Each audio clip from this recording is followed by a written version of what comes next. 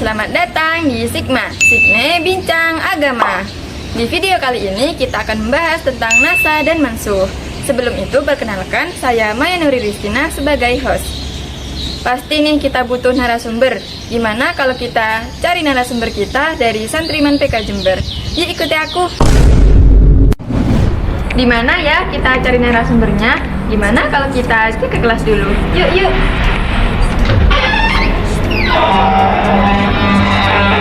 Halo Nadia, gimana nih? Udah siap belum buat jadi narasumber? Tapi kayaknya kalau sendirian saya nggak bisa deh, Kak. Oke teman-teman, gimana kalau kita cari satu narasumber lagi? Oke. Kayaknya ada di sini nih. Gimana kalau kita jemput ke kamarnya? Yuk teman-teman.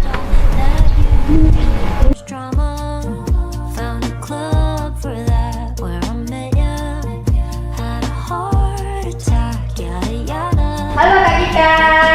Ini ikut aku Kak. Ani ikut dulu. Nanti aku kasih tahu.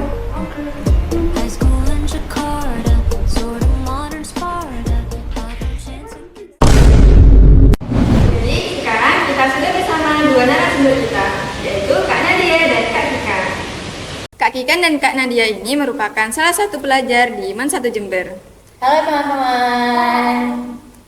Jadi banyak yang bertanya nih Kak, apa yang dimaksud dengan nasah dan mansuh dalam konteks syariah? Nasah itu adalah salah satu ilmu yang saat ini tuh sangat sering disalahpahami. Nah, pada dasarnya itu nasah itu terjadi ketika suatu hukum yang ditetapkan oleh ayat tertentu di Al-Quran kemudian digantikan oleh hukum yang lain yang datang lebih setelahnya lah. Nah, misalnya juga ada ayat yang menetapkan suatu ketentuan hukum, kemudian datang ayat lain yang menasah atau mengganti hukum tersebut. Ilmu ini itu sangat penting karena menunjukkan fleksibilitas syariat dalam menyesuaikan diri dengan perkembangan umat dan kondisi sosial yang berubah-ubah. Jadi, apakah ada dalil yang menjelaskan tentang nasah ini? Ada. Salah satu dalil yang sering dijadikan dasar adalah surat Al-Baqarah ayat 106 yang berbunyi A'udzubillahi minasyaitonirrajim. Ma nasakh min ayatin aw nusiha na'ti bi khairim minha aw misliha.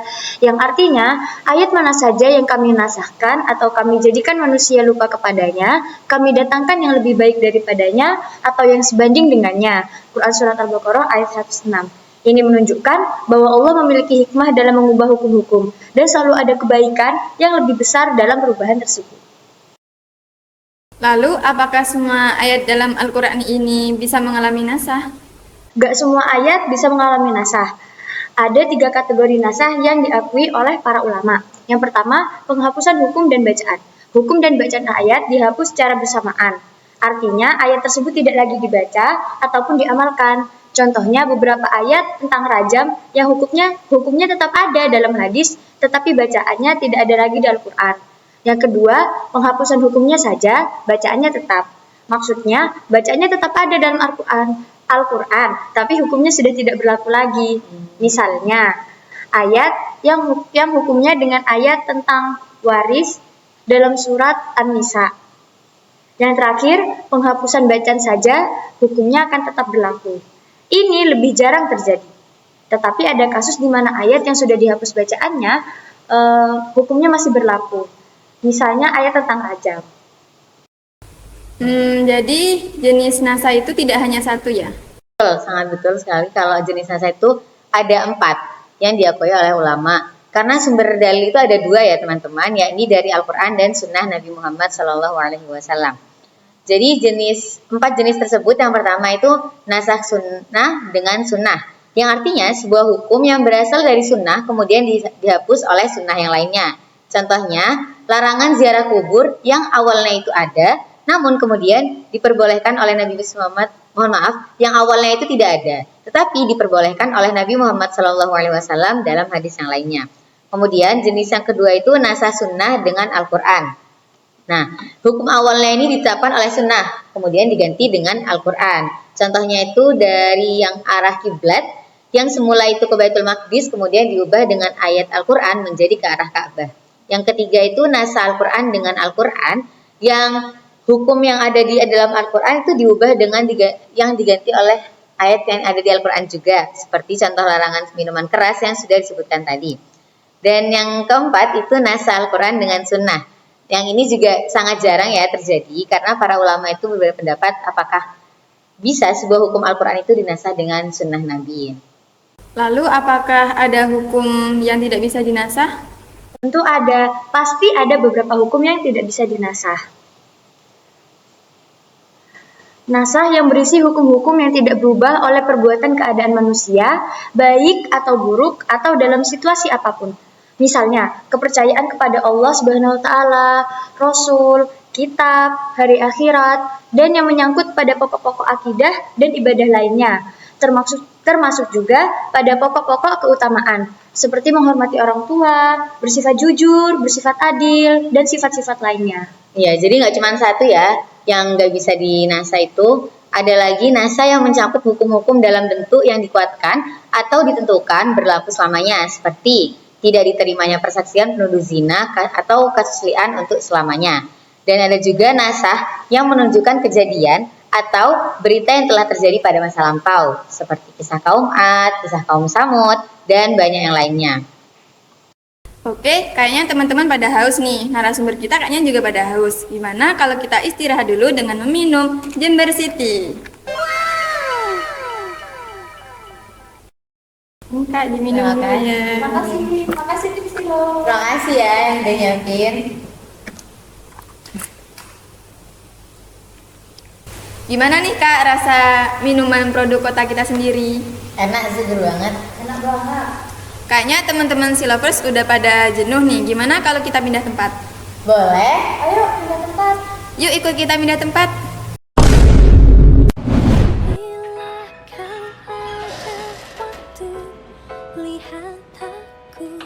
Oke teman-teman, sekarang kita berada di Agama Satu Jember. Agar tidak bosan, gimana kalau kita pindah ke Mahatma Satu Jember? Jadi kita akan terus. Beri cintamu lagi.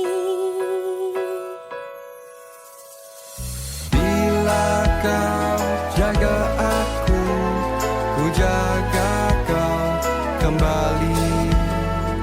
Berhentilah mengeluh, ingat kau yang pegang kendali, kau yang mampu obati. Sudikah kau kembali? Pandanglah indahnya biru yang menjingga, simpanlah gawaimu hirup dunia. Sambutlah masanya bisik angin yang bernada, dengar alam bernyanyi.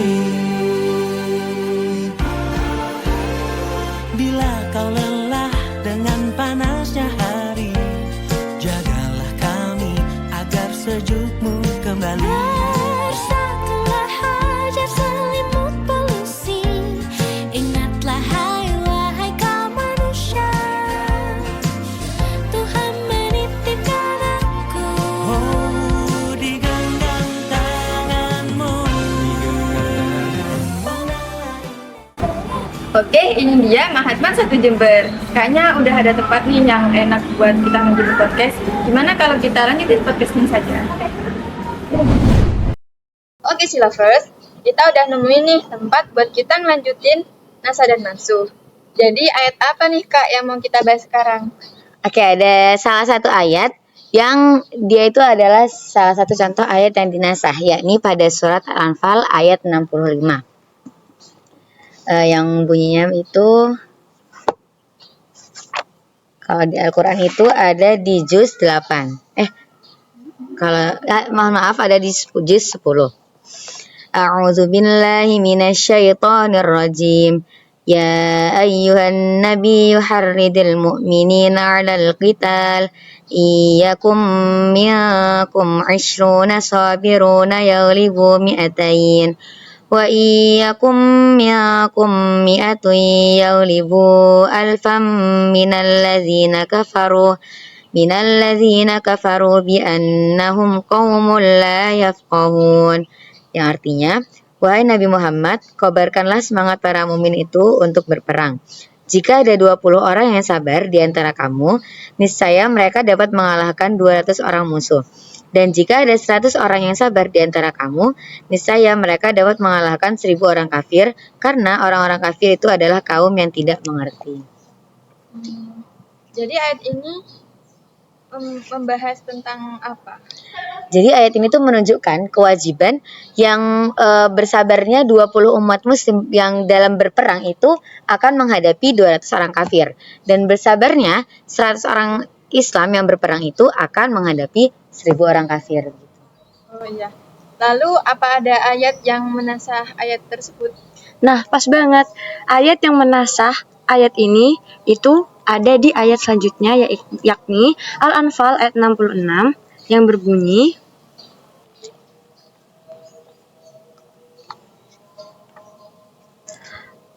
A'udzu billahi minasyaitonir rajim. Bismillahirrahmanirrahim.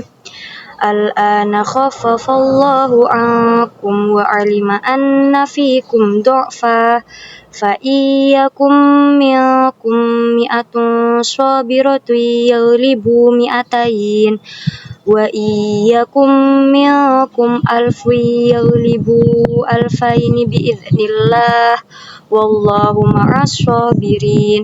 Yang berarti sekarang Allah telah meringankan kamu karena Dia mengetahui bahwa ada kelemahan padamu. Maka jika di antara kamu ada 100 orang yang sabar, niscaya mereka dapat mengalahkan 200 orang musuh. Dan jika di antara kamu ada 1000 orang yang sabar, niscaya mereka dapat mengalahkan 2000 orang dengan seizin Allah. Allah beserta orang-orang yang sabar. Kalau boleh tahu nih Kak, tujuan ayat dinasah ini itu apa ya? Kalau untuk ayat ini tuh ada di salah satu perkataannya Abdullah bin Abbas yang artinya ketika turun firman Allah yang Al-Anfal ayat 65 tadi itu, hal itu tuh memberatkan umat Islam, yakni ketika diwajibkan atas mereka bahwa satu orang itu tidak boleh lari menghadapi 10 musuh. Nah, lalu datanglah keringanan pada ayat selanjutnya, yakni pada surah Al-Anfal ayat ke-66. Yang Allah berfirman, sekarang Allah telah meringankan kepadamu dan Dia telah mengetahui padamu bahwa ada kelemahan. Maka jika ada di antara kamu 100 orang yang sabar, niscaya mereka dapat mengalahkan 200 orang. Nah, ketika ini ada pada Al-Anfal ayat ke-66-nya. Nah, ketika Allah telah meringankan dari mereka jumlah musuh yang wajib dihadapi tadi itu, nah kesabaran pun berkurang seukuran apa yang Allah telah meringankan dari mereka. Dan tertulis juga pada hadis riwayat Bukhari nomor 4653. Oh, jadi begitu. Berarti surat Al-Anfal ayat 65 ini termasuk nasah yang bagaimana? Yang mana? Nah, nasah Al-Quran ini termasuk pada nasah Al-Quran dengan Al-Quran. Dan dari macamnya ini termasuk nasah yang mansuh hukumnya namun lafadznya tetap. Berarti inti dari nasah surat Al-Anfal itu apa ya Kak? Berarti intinya itu dari surat Al-Anfal yang ayat 65 ini kan dijelaskan satu orang tidak boleh lari menghadapi 10 musuh. Nah, di sini dinasah dengan ayat 66-nya yang disebutkan di antaramu 100 orang yang sabar, mereka dapat mengalahkan 200 orang. Di sini tuh diringankan dari 1 lawan 10 jadi 1 lawan 2 karena mengetahui kalau manusia itu punya kelemahan. Jadi tujuannya ini untuk meringankan beban umat muslim waktu itu. Jadi nasahnya itu untuk keringanan itu. Oh, jadi begitu. Masya Allah, banyak informasi dan ilmu tentang nasah dan mansuh yang sudah kita bahas. Tadi juga kita sempat mengidentifikasi ayat yang dinasah. Terima kasih kepada Kak Nadia dan Kak Kikan yang telah hadir untuk berdiskusi bersama kami di podcast kali ini. Dan semoga ilmunya bermanfaat. Amin. Terima kasih juga kepada para penonton dan C-lovers yang ada di rumah. Sampai jumpa di episode selanjutnya. Dah.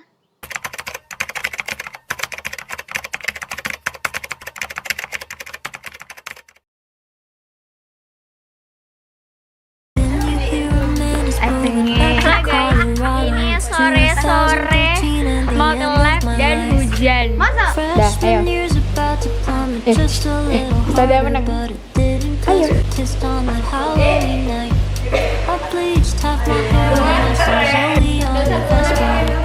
Yuk, rapi-rapi habis piknik.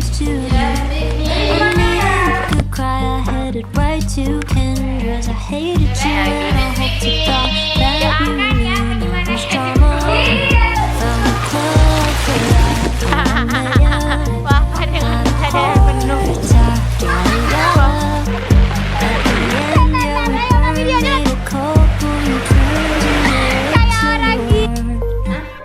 High school in Jakarta, sort of modern Sparta.